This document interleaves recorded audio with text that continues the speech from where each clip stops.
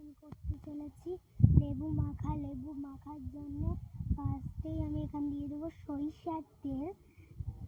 দেওয়ার পরে আমি এখানে দিয়ে দিচ্ছি লবণ। আমি লবণটা কম পরিমাণ হয়ে গেছে বলে আমি আরও একটু লবণটা দিয়ে দেবো। দেওয়ার পরে আমি তারপরে দিয়ে দেবো মরিচ। মরিচ দিয়ে দিচ্ছি এখানে। আমি মরিচটা দিয়ে দিলাম। দেওয়ার পরে আমি এখানে দিয়ে দিচ্ছি আর একটু মরিচ। দেওয়ার পরে একটু চিলি সস দিয়ে দিলাম। চিলি সস আর একটু দেবো, যাতে আমি বেশি ঝাল খাবো, তার জন্য একটু চিলি সসটা বেশি করে দিলাম।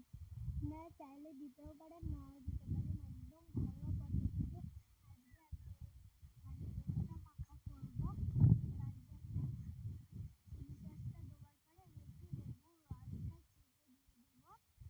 তো টক টক খাবো, ঝাল ঝালও খাবো, তো তার জন্য এখানে দিয়ে দিচ্ছি লেবুর রস। লেবুটা টকই ছিল, তাও আমি বেশি টক খাবো বলে দিয়ে দিয়েছি।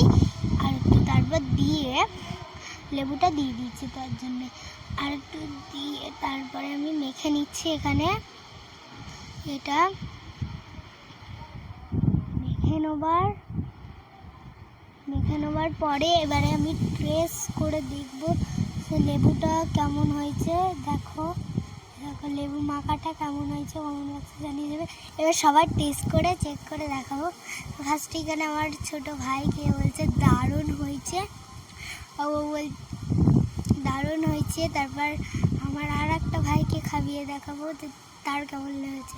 ওরও কিন্তু দারুণ লেগেছে, খুব সুন্দর। এবার আমি খেয়ে দেখবো যে আমার কেমন লেগেছে। চলো এবার খেয়ে দেখি।